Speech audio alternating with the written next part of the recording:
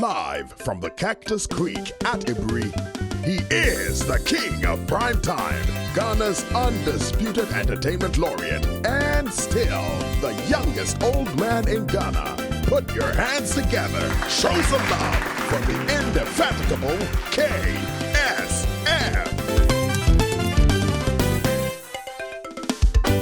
The KSM Show. Hello. So welcome to the KSM Show. And today, do you know, I want you to check the dictionary explanation of these two words. One is orator and one is communicator. The two words sounds like they are almost about the same thing, but Pacho, go and check on Google or whatever encyclopedia, find orator, number one. After you find that, look out for communicator. Why am I talking plenty like this? The man I'm going to introduce you, he needs no introduction because you know him. All I'll say for now is that you should put your hands together for one of the greatest communicators and orators combined. Show some love for my man, Sami Gyamfi. Hey, one more. There. Please, have a seat. Thank you. Sami's in the house, man. Stick around. We're taking a short commercial break. When we come back, communication oration, yeah, then we'll be right back.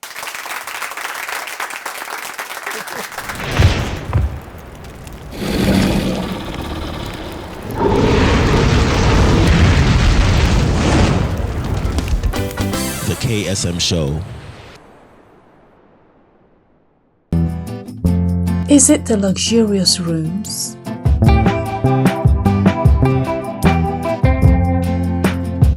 Or the serene green surroundings? Is it the tempting swimming pool?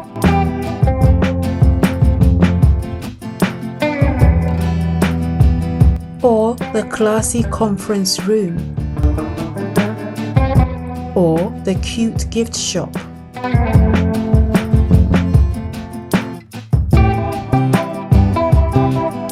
Maybe it's our chef's array of cooking delights. Whichever way, it's all about Cactus Creek. A most respected hotel. 055 039 5007.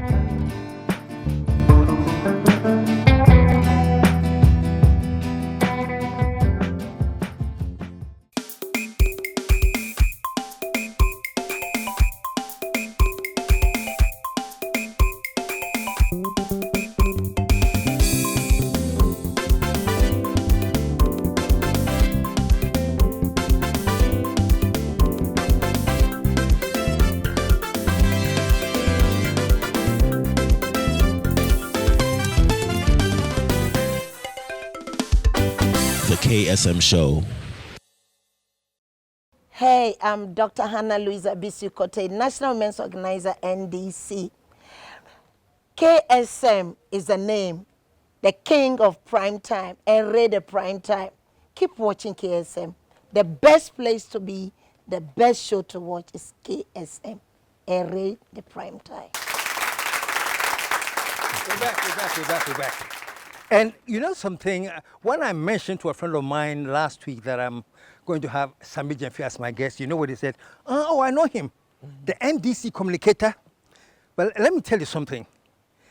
This guy, as I introduced him, yes, he's a great communicator. He's a fantastic orator.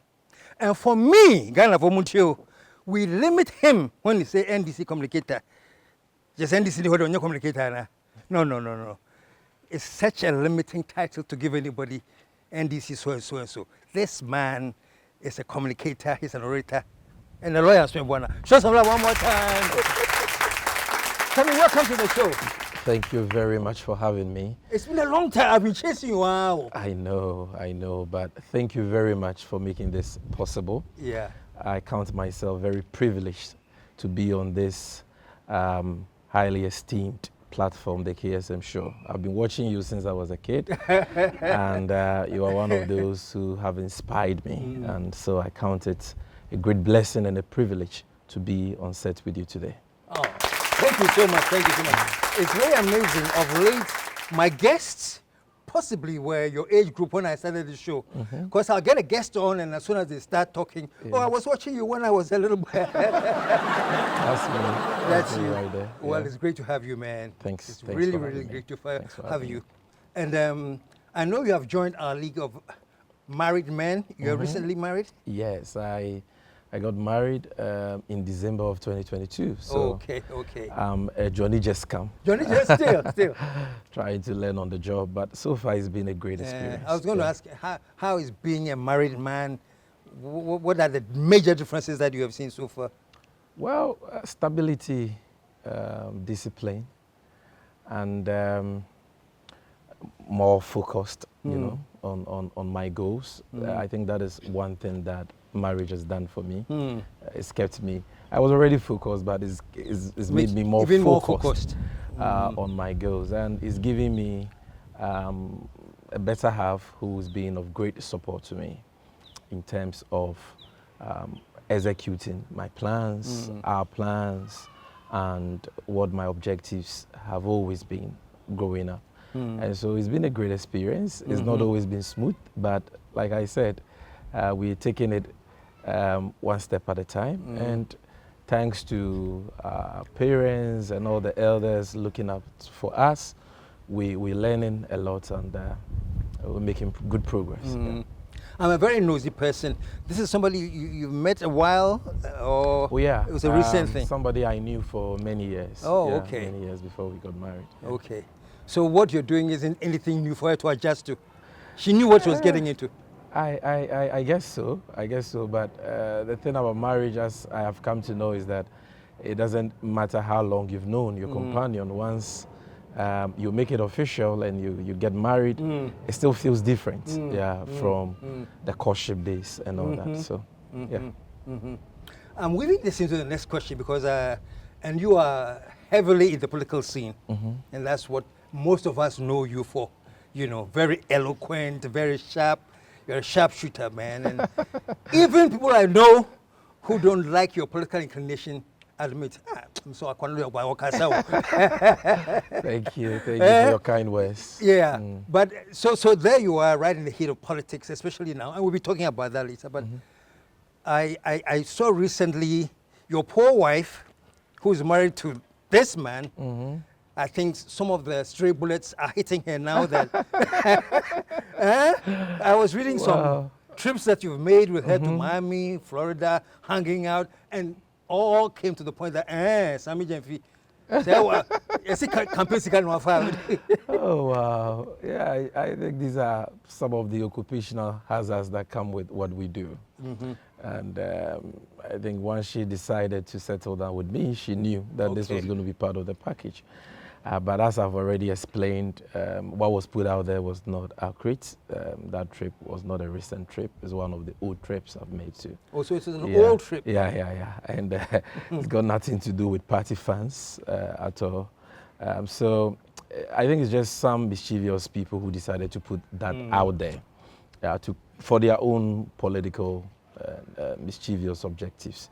But I believe I've done justice to the issue. I've explained what the facts are. There were aspects of the false allegations that I could not just allow to slide because they bordered on criminality, allegations of criminality. And for the sake of safeguarding my hard-won reputation, I had to act. So I got my lawyers to file a defamation action against two media agencies who published those kind of, in my view, defamatory, clearly false, statements about me. And the judicial process is ongoing, and we wait to see what the courts will say about that at the end of the day. Yeah. Okay. But how is she handling it? Is she used to this, or she was expecting it, but she's ready to cope? Oh, I think that she's taking it in her strides. I have tried to inculcate in her the need for her to have a tough skin, just like me, because of the terrain I find myself in. So yes, it was a bit inconveniencing and uncomfortable having your private life, you know, out there in that manner, because I try to live a very private life.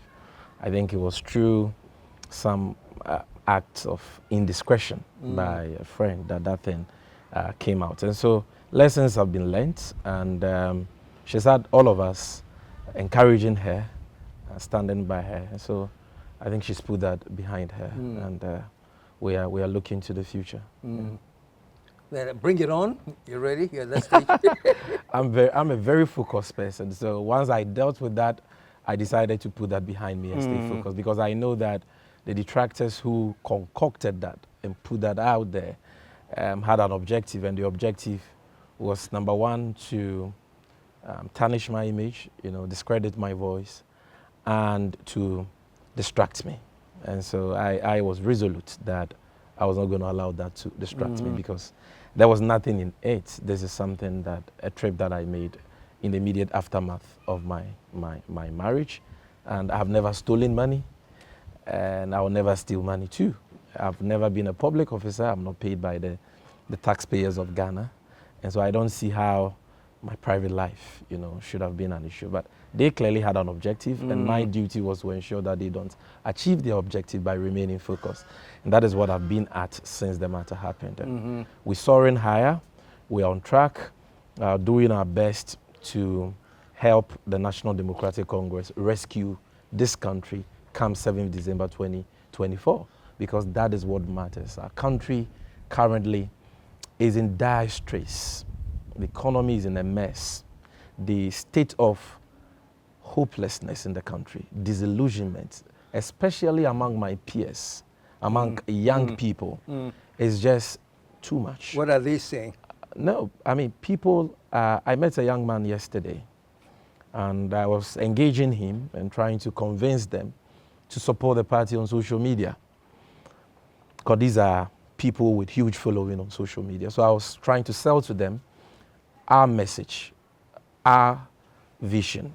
When I say our vision, I'm talking about the vision, the transformational agenda of the nation builder, His Excellency John Dramani Mahama, flag bearer. And the first question the guy asked me, young man, he said, look, before I even asked you any question about what you're discussing with me, I want you to answer this question for me very sincerely. What was his question? He said, do you really think that Ghana, that was his question. Do you think Ghana will ever work? You know, and for me, that got me dumbfounded. Because it speaks volumes about the state of hopelessness and how people are almost at the point where they are giving up on the Ghana project, because they are seeing a new crop of leadership. You know, for most of these Gen Zs and millennials, all they have seen, you know, since they became adolescents, is this Akufo-Addo Bawumia government. And they are seeing the misplaced priorities, the waste of meager resources of state on things that don't matter, things that don't add any value to this nation, things that don't improve the lives of the people. They see the government wasting monies on that, and yet they see problems all over us. There are no jobs, no opportunities for them, for those who want to go into the formal sector or the informal sector, for those who want to go into entrepreneurship. There is no mentorship, there is no support. Things are just tough. And yet they see leaders traveling in luxurious private jets, sometimes at outrageous amounts, $20,000 per hour. And I'm talking about the president himself. You know, they see $58 million, equivalent to almost 1 billion cedis, being sunk into a so-called cathedral project with nothing to show. All the government has to show is what people call today the biggest pit in the whole world. Because after spending that colossal amount, not even the foundation of what they said was going to be a cathedral has been built. You go to the site, you see nothing. And yet they tell you this is the amount we have spent on this biggest hole. You understand? In the whole world. They go to the hospitals. They see women lying on bare floors, sick people lying on bare floors because there are no beds. Today you go to Kolebu, the leading teaching hospital in our country, and say, the only cancer treatment equipment there is damaged. Nobody cares. Not too long ago, the renal unit, which is the unit where treatment is given to kidney patients, was shut down for more than 4 months over government's indebtedness of 4 million cedis, just 4 million cedis. We had to shut down that renal unit for over 4 months, and 17 Ghanaians had to die painfully because government said we had no money. Yet they see that government wasting money on a daily basis. I mean, in just 2022, if you look at the Office of Government Machinery Expenditure submitted to Parliament by the Chief of Staff, in one day, this government went for a cabinet retreat, just 19 ministers who constitute the cabinet. And you know the expenditure on that meeting alone? 4.8 million cedis. More than what the government owed the renal unit for which it was shut down, and 17 people had to die very painfully. They had the Independence Day parade at Cape Coast in 2022. And in one day, they spent 10.4 million cedis. That is some 104 billion old Ghana cedis on just one day Independence Day parade. You know, not too long ago, they told us that they were going to build a sky train. Now that has turned out to be a pipe dream. But that is not as irritating, you know, and annoying as the fact that they have actually paid $2 million to a company called AI Skytrain from South Africa, incorporated in a tax haven, a company that had no aeromobile license to engage in the business for which they were contracted to engage in.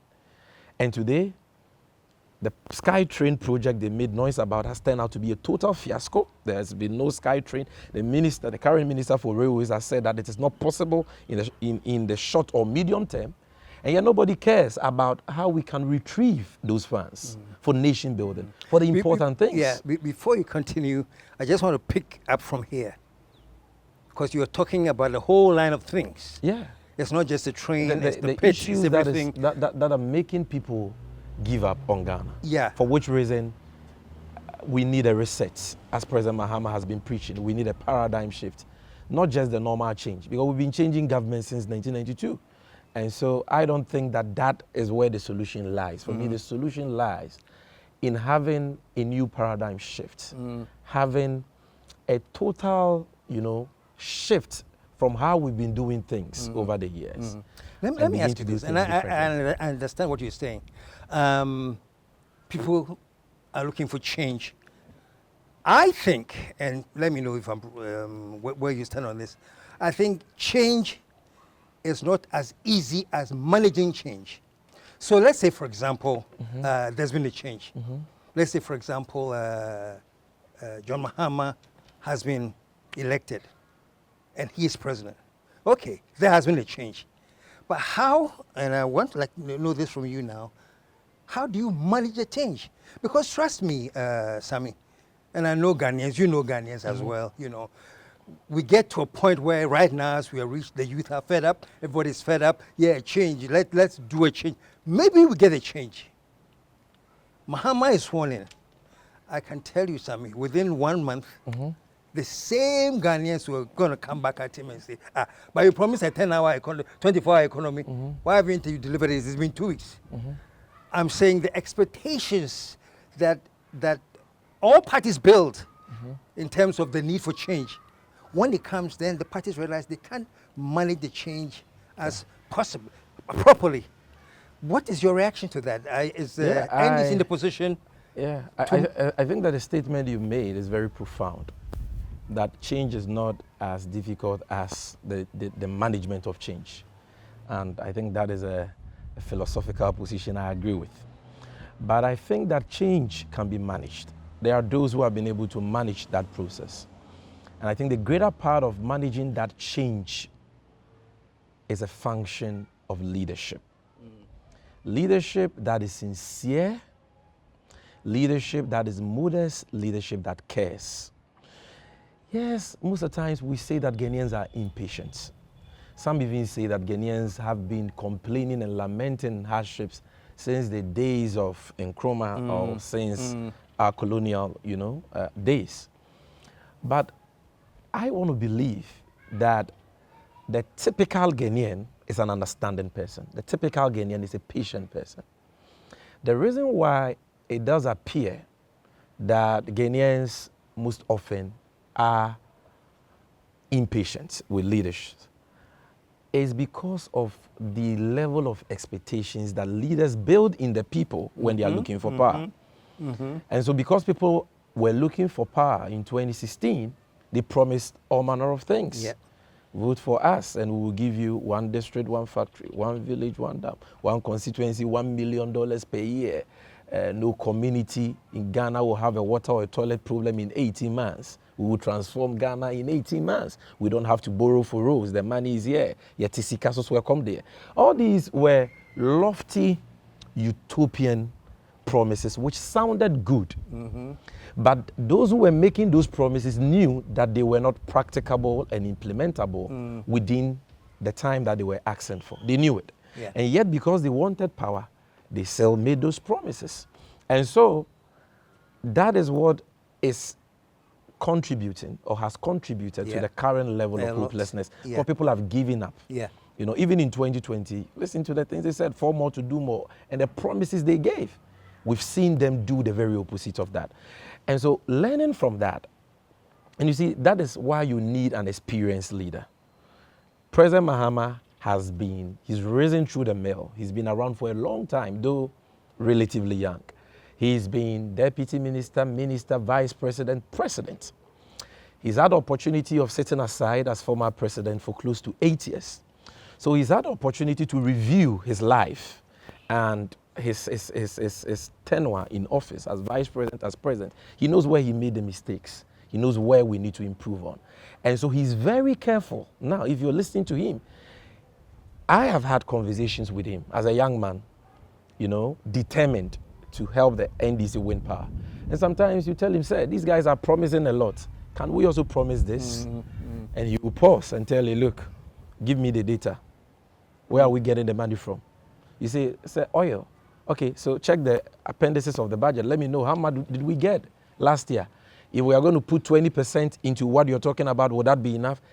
He wants to be convinced that whatever promise he gives, he puts out there, is something that is implementable. Because where he has gotten to in his life, being president is not as a priority to him as building a legacy. And he doesn't want to go down as that president who came into office on the back of lies. He doesn't want to go down as that president who is known even by young people, by children, to be a liar, as it is the case for some people in the country today. And so his credibility, issues of integrity are very dear to his heart. And that is why I am confident in answering your question that we will be able to manage the change we are asking for. When eventually Ghanaians vote for that change, we will be able to bring about that reset. Because everything President MAHAMA is saying today, these are things that we are saying in recognition of the times we are in, the challenging economic situation we find ourselves in. And these are things that we know for sure that we can do. Let me just give you an example that you may be able to readily relate to. You recall that he had a media encounter, a historic media encounter not too long ago, engaged the media for over 3 hours, opened himself up for all manner of questions. There was a question from one journalist, sports journalist called Sadiq Adams, and he wanted to know what President MAHAMA would do about the deplorable state of our football pitches, because currently we do not have any international standard pitch for even the Black Stars to train on. And all of us, I was moderating, and I thought that President MAHAMA was going to talk about the fact that we're going to build stadia and all that. But to our amazement, he said no. Given the economic challenges we have on our hands, he doesn't think that it is prudent to promise the building of stadia at this time. But what the government can do is that as part of the big push policy, which is aimed at injecting $10 billion over a 5-year period into infrastructure, we are also going to prioritize sports infrastructure, and we are going to look at that. Even earlier on, he had spoken about rehabilitating some of those infrastructure. So straight away, this is not somebody who is trying to take advantage of the suffering of the people. This is not a desperate politician who only cares about power and has no regard for, the sensibilities of the people, integrity, respect and all that. He is still very cautious, very measured, in terms of the expectation he creates and the policies he puts out there. And there's a more reason why we can trust him to deliver and to manage the change we give him. Such that, yes, that is not to say that people will not complain. People will still complain. But at least the discerning, objective ones, not the hardline NDC supporters or the hardline NPP supporters, who, no matter what you do, will praise you or shout, crucify him, But at least those in the middle, people like KSM, will be able to assess the deliverables, the outcomes, and say that, look, this man has made a difference.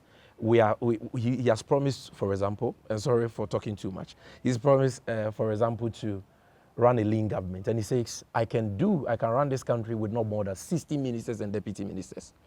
That is something that we will get to know by March.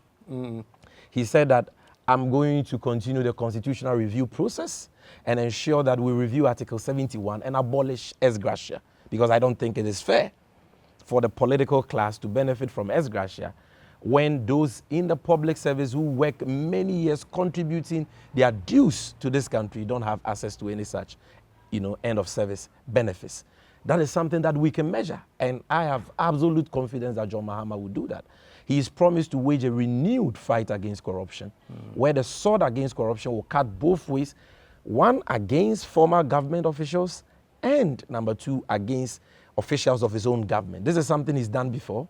We saw him do that in the Jida matter, where he retrieved over 50 million cedis for us and prosecuted his own friend and brother, his own former colleague in parliament, Abu Gapele.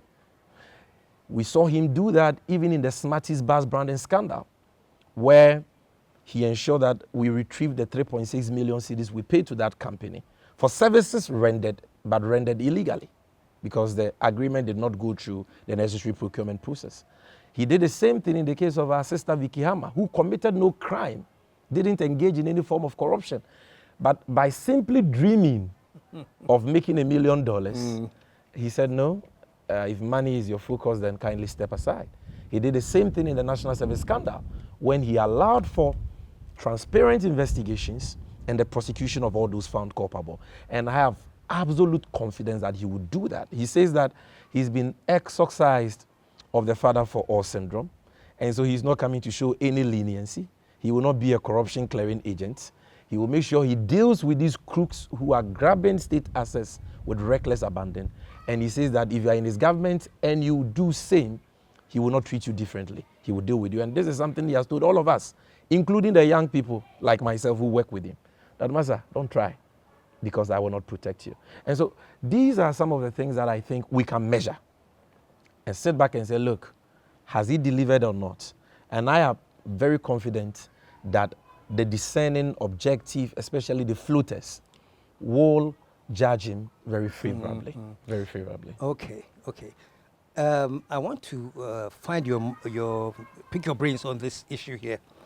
That when there was all this mockery then of Atamil's father for all, and he said that several times, I am father for all. I am the president of Ghana and the father for all. I took that to mean that what he's suggesting is that he hasn't come just to represent NDC supporters. Yeah. He's there for NDC, MPP, CPP, father for all. Yeah. And so, and I personally like that. Yeah. Being a president, he was making it clear to all Ghanaians that I am president of all of you. Yeah. Isn't that something worthy of holding to, that when I become president, yes, I'll be a father for all, but it doesn't mean, father for all means favoring just a clique. I get it. And so you are totally right. And I think that is what President Mahama sought to communicate. The difference is the context. Because in terms of being president for the MPP, for the NDC, for the CPP, for the PNC, and even for the apolitical people in Ghana, being president for everybody, that is something that he has assured the nation that he's going to do. So even if you look at the introductory speech he gave at the just ended media encounter, he spoke about the need for unity, the need for leaders to act in ways that unites the nation. Social cohesion and inclusivity is something that he's going to prioritize. So there can be no doubt about that. The context of him saying that he's been exorcised of the father for all syndrome had to do with the way and manner the journalist, my brother Shando, framed this question. Because he framed this question around what we in the NDC in the run-up to the 2009 election said about officials in the MPP Kufuor government at the time. The corruption accusations we threw at them, and the promises we made that we're going to prosecute people. So the journalist says that, look, you said all that, but when you came, you said father for all. And you were so lenient, you didn't prosecute anybody, nobody was punished. And it emboldened people. Are you still going to do that? So it was within that context that he said, look, Professor Mills, my boss and mentor, was a special person. He thought that the nation should move forward and not move backwards. And so that is why he allowed most of those things to go. And at the time he took office 4 years after, it was difficult to go back into those cases. But this time around, he believes that it cannot be business as usual. There has to be a change. People want action. What form of action? Accountability and probity. They want duty bearers to be reminded of the fact that being in office is just a privilege to serve your people, and that you should be ready to account for your stewardship. And so if there is evidence of any wrongdoing on your part, and it requires prosecution, it requires imprisonment, it requires refunds of misappropriated funds, misapplied funds, then you should be ready for that.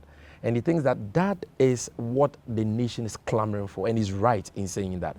And so it is within that context that he said that he will be showing no leniency. That father for all, aspects of being lenient, like Professor Mills was, he is not going to do that this time around. And I believe it is something that many Ghanaians, share, that we have to hold leaders accountable. The impunity is just too much. Without punishment, there cannot be any deterrence. And that is the problem with this government. Because the president himself, you see, that can't say, opinion tenefi ma se fo anfo. And opinion tenefi ma mo frawe na nka nebu na nkare fo oka ho. You see, the leader must be the torchbearer. He must be the one, he must be the pace setter. He must be an example for his followers, for his appointees and all that. And so if you have a leader clearing errant, corrupt officials at any given opportunity, people engage in clear wrongdoing, institutions of state take up those issues even before they begin their investigations, even before they invite the affected persons for questioning. You have the president prejudicing the matter and saying that, look, I know this person is innocent and will be vindicated. It doesn't, send the right signal. On that note, show some love, man. Show some love, man. Well, we have to take a commercial break, but when we come back, we have more of hanging out with Sami Gyamfi and have plenty more questions. But stick around, folks. We'll be right back.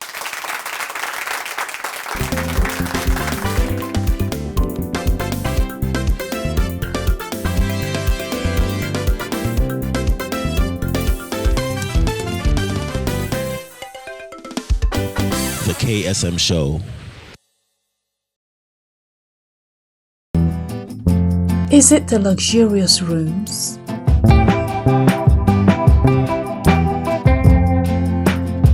Or the serene green surroundings? Is it the tempting swimming pool?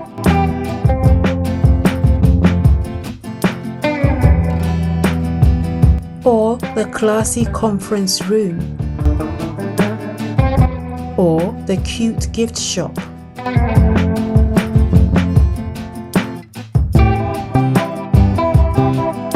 Maybe is our chef's array of cooking delights. Whichever way, it's all about Cactus Creek. A most respected hotel. 055 039 5007.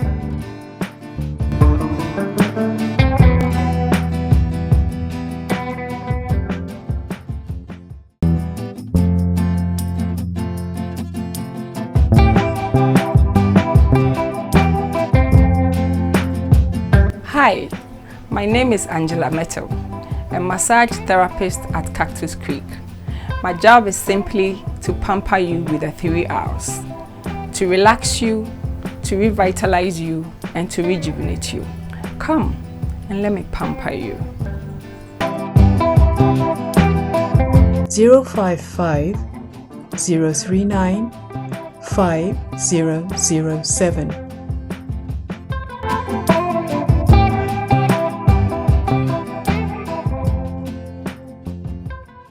Most of you are loving my jacket. Mr. Sao, I am rough.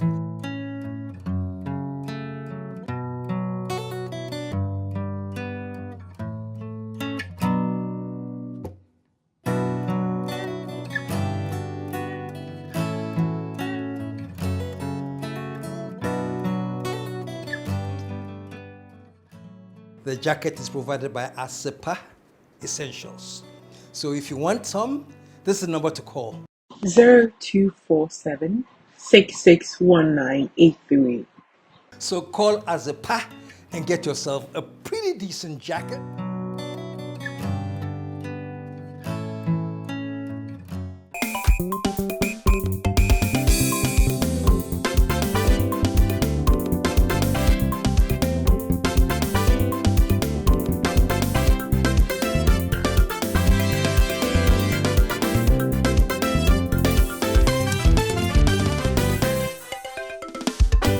The KSM Show. My name is Dr. Nyaho Tamaklo.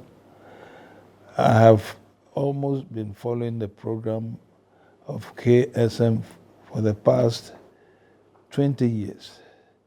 It's a program I've always been watching carefully. In fact, before he came on Pan-African, he used to be on another station, I can't remember now, where the program had been so interesting.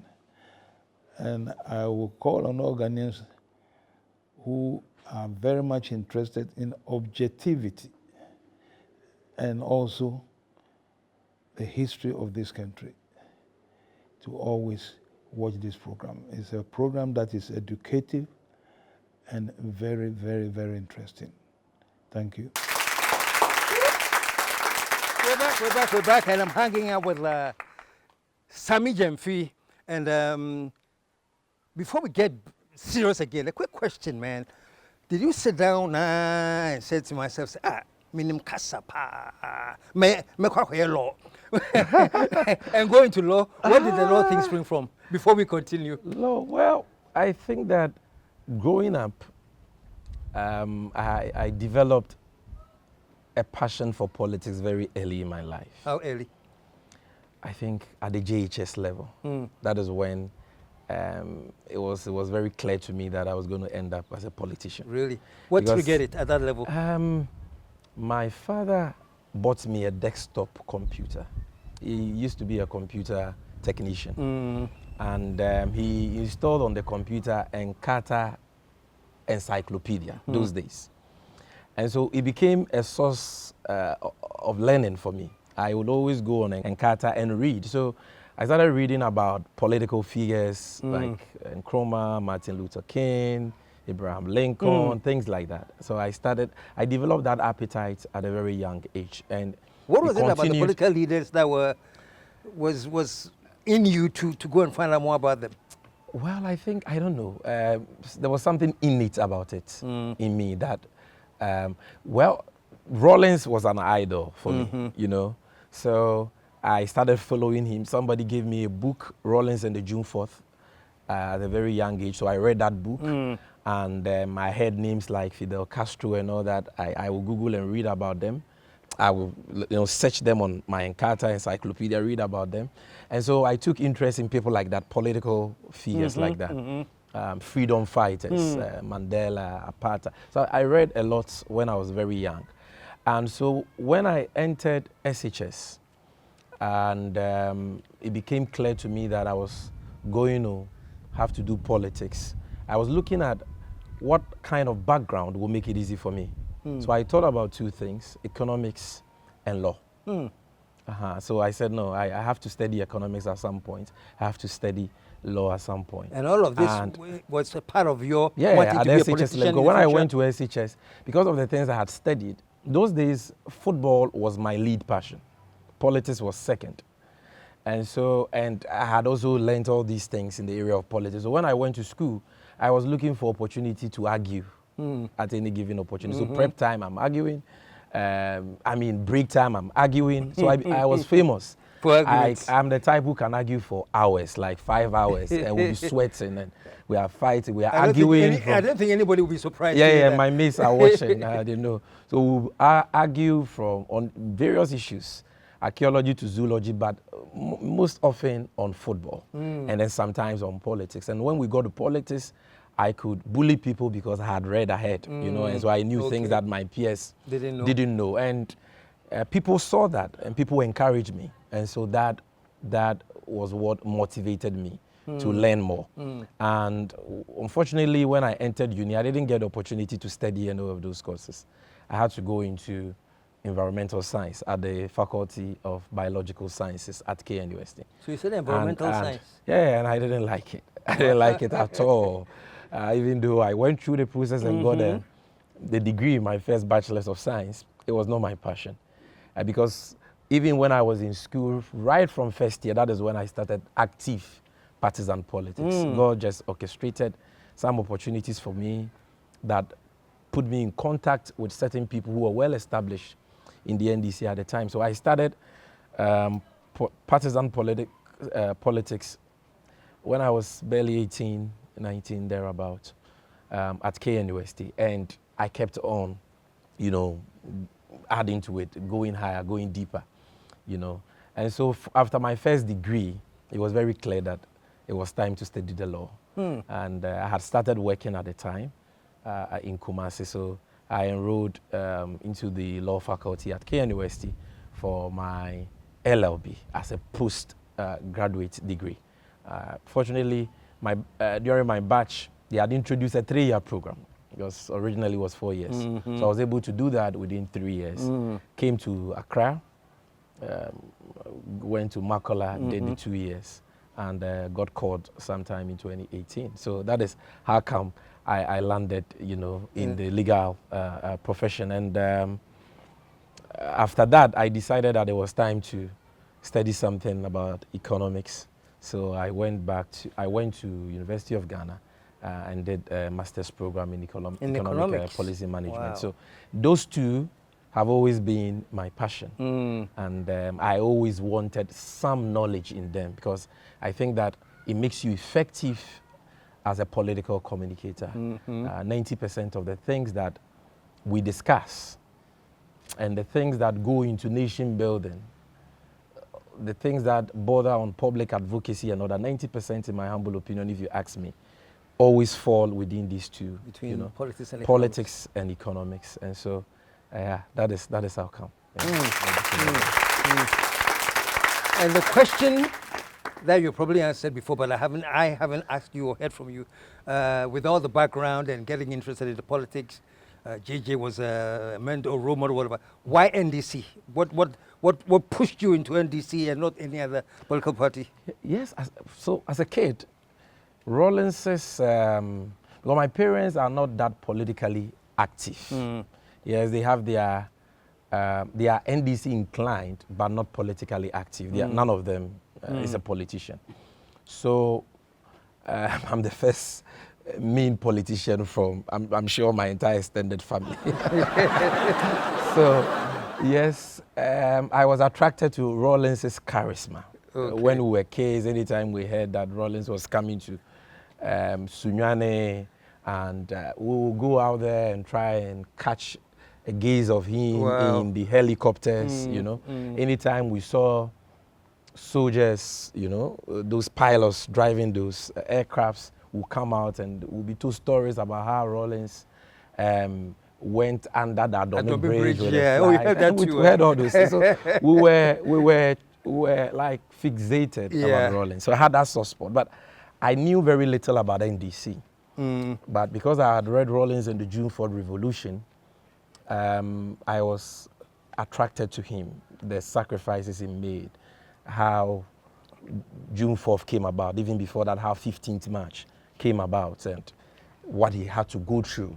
And one thing that really affected my mind was that famous statement, "Leave my men alone." I read that, I saw. I was not born by then, 15th, but I saw that. Yeah. Yes, I saw that. Lima. So it got me very interested in Rawlings. And for those of you who were not born then, when Rawlings was arrested after his first attempted coup on May 15th, I think, and he said in the courtroom, "Leave my men alone. If you want to hold anybody responsible, it's me." That's what he was referring to. Yeah. So leave my men alone. Yeah, that really got my attention. It got my attention. So when I went to uni, after first week, I was asking them, so what's the NDC organ here? They say, they meet on Saturdays at the Great Hall Foyer. What about the MPP, TESCON? Where do they meet? At the time, I believe, Independence Hall, Dining Hall. So the first meeting I went to was a TESCON meeting, the MPP's intellectual wing on campus. And when I went, well, students were there, young people, but it was Akan dominated. And those there were not like me, because I was coming from a very humble beginning. But majority of the people I saw there were a bit bourgeois. They were not. This is the TESCON. Yeah, the TESCON, the MPP's intellectual wing on campus. Yeah. Yes. You said they were all bourgeois? Yes. That bourgeois, like the young people would say, vibe, steez was there. You understand? Yeah. And it was mainly Akan dominated, mainly like 99%, you know. Then the next week I went for a team meeting at the Great Hall Foyer, I remember very well. And look, I saw people from different parts of the country. I saw the Evers in their numbers. I saw the Nordness, and in terms of Nordness, different tribes. I saw Akans too, you know, and I saw common people who were not driving on campus or were not well-to-do, people like me, because I was coming from, you know, like I said, a very humble beginning. And so I felt belong there. I didn't see any discrimination or any, if you like, any kind of elite, you know, behavior. These were ordinary people, and I got to know people. I made friends there. So by my third, fourth week, I was already in KNOST, and I was very committed, even right from my first year. Got involved in the 2008 election, worked as a polling agent at Oforukrum constituency. In no time, people are taking notice of me.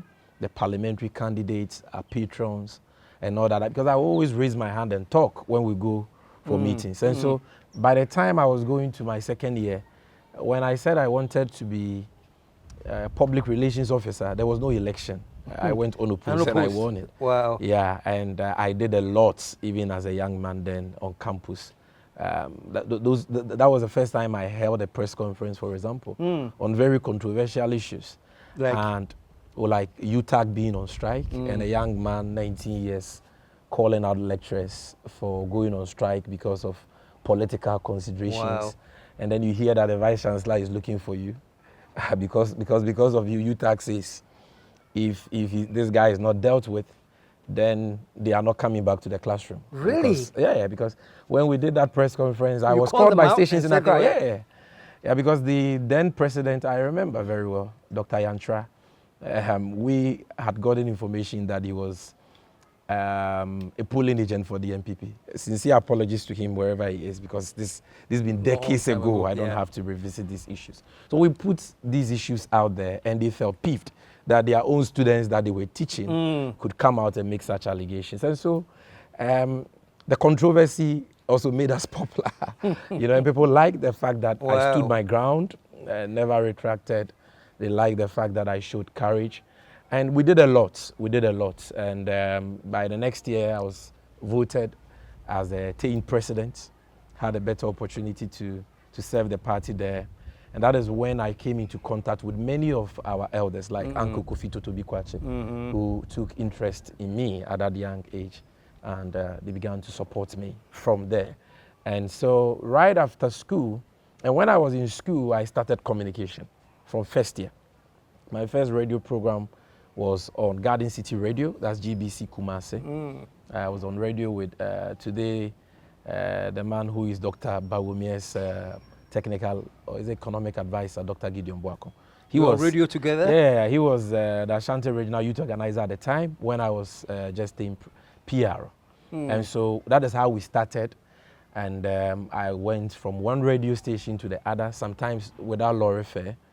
So I walked from Unity Hall to Tech Junction, pick Trotro from Tech Junction to Labour Runabout, for those who know Kumasi, and walk from Labour Runabout to Garden City Radio or to Boss FM or to Prempa Assembly or Fox FM, where Captain Smart was at the time.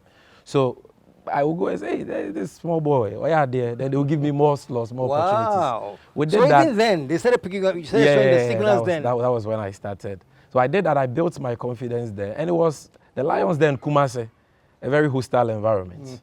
And my parents didn't know I was doing that, but I was not going for lectures.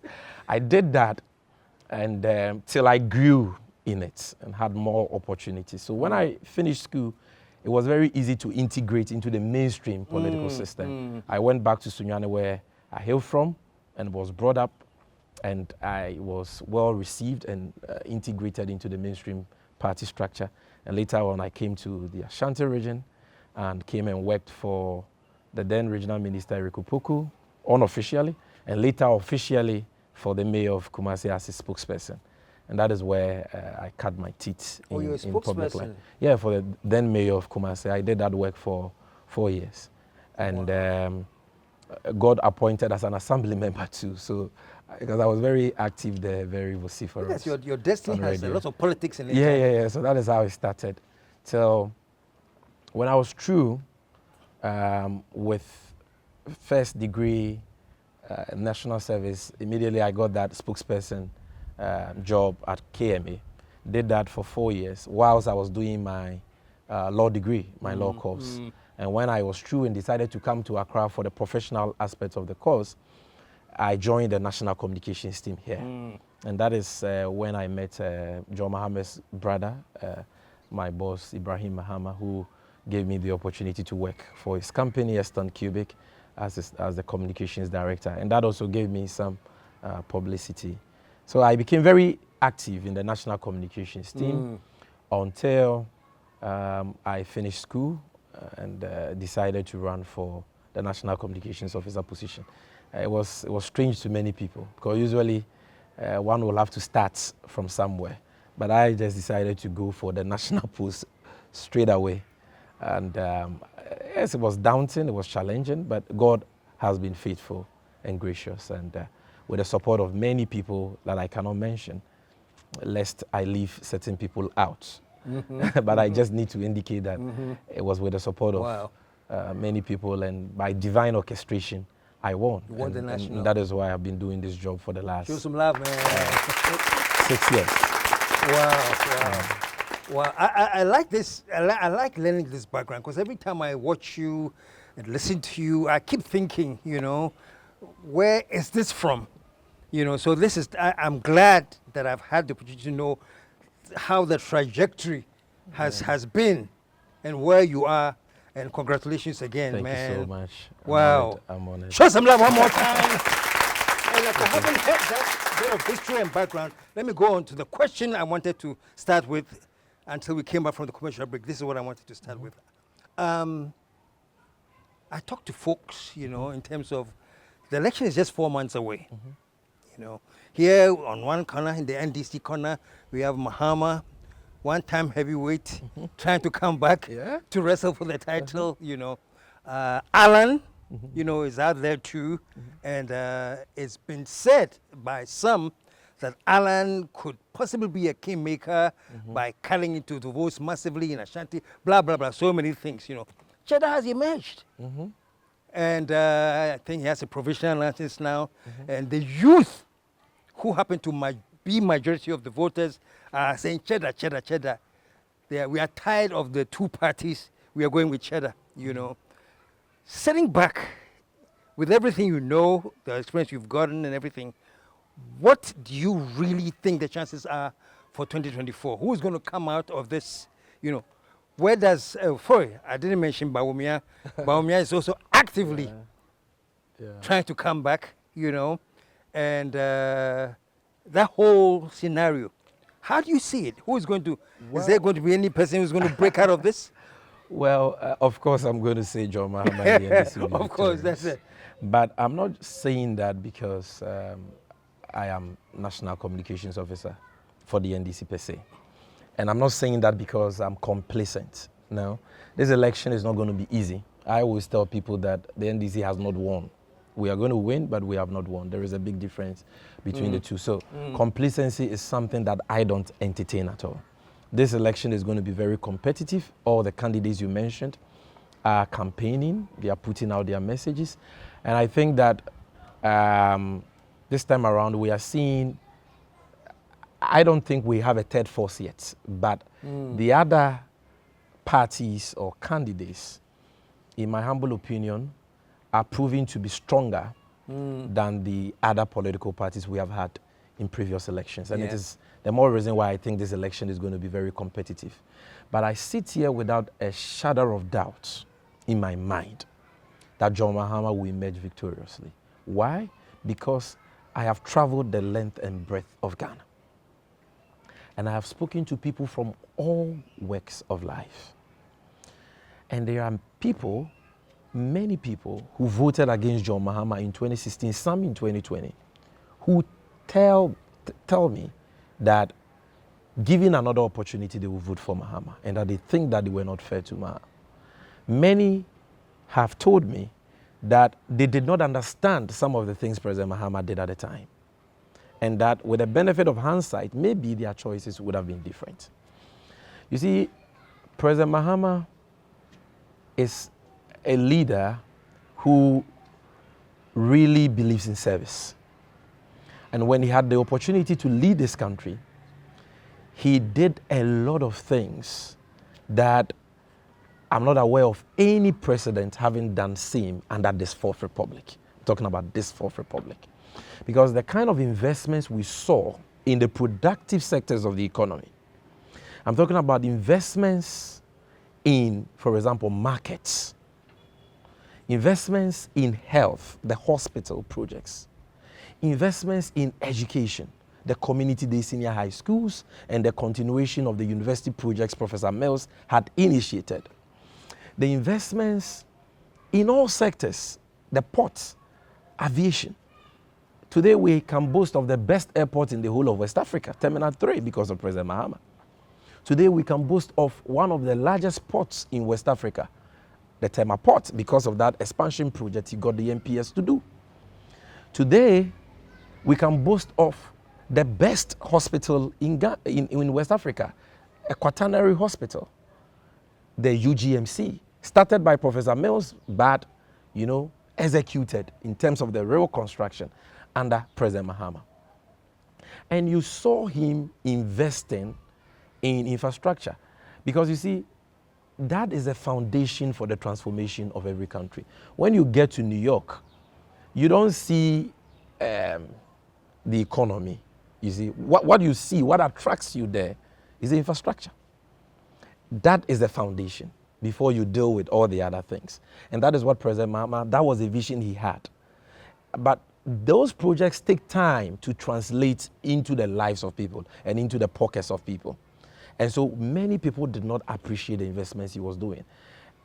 And coupled with the fact that he had to deal with a legacy energy issue, Doomso, a problem he inherited and didn't cause because successive governments had failed to make the needed investments in the area of power generation and we had to ration the power at some point, there was a lot of anger against John Mahama. There was a lot of anger. And people were not even seeing the good things he was doing.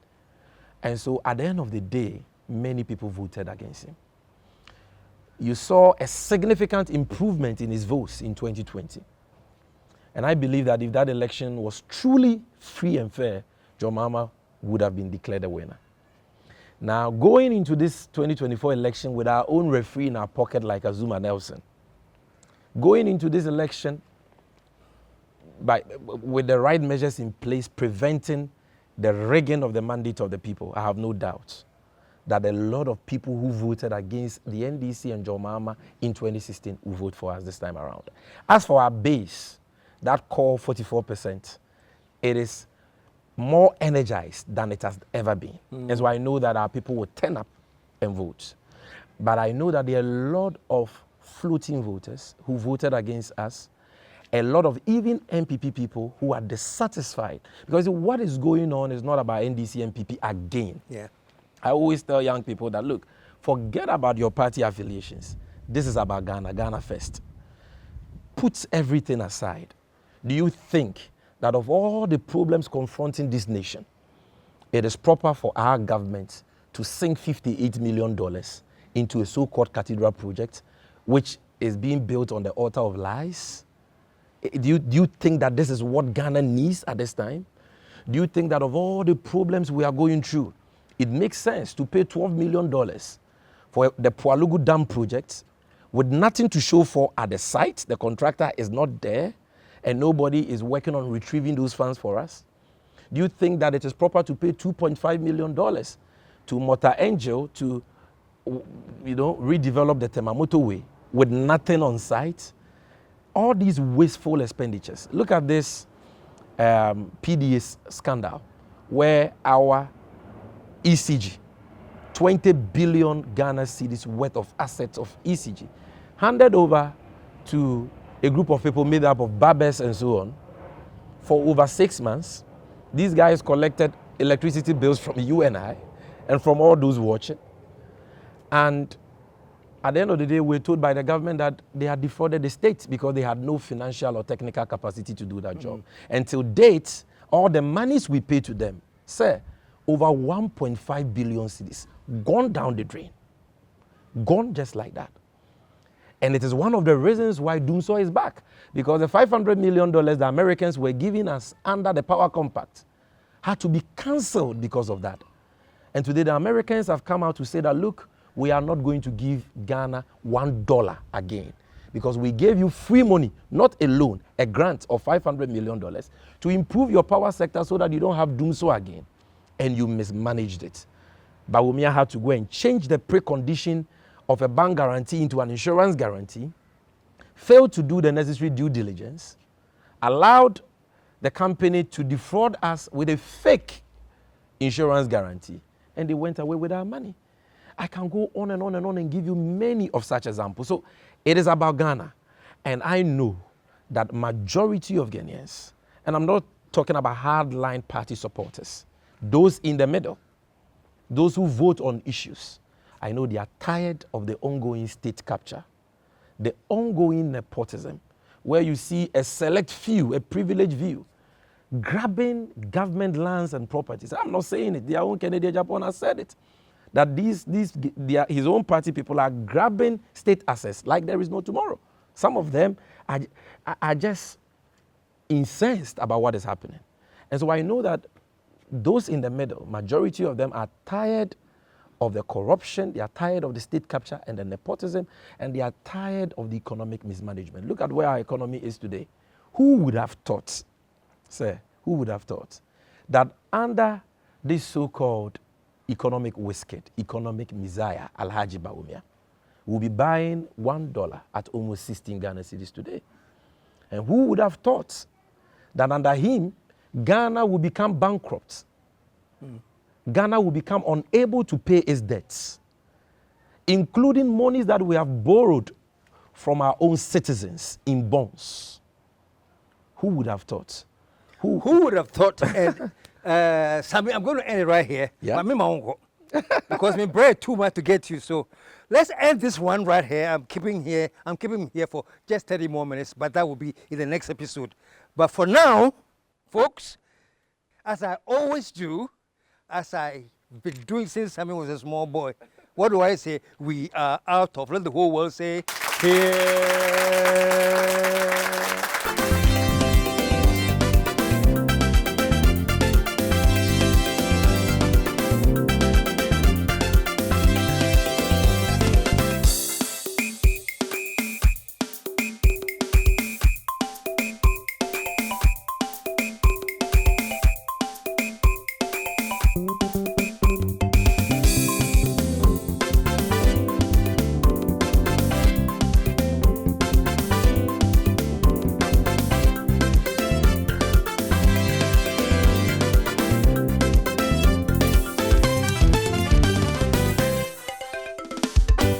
The KSM Show.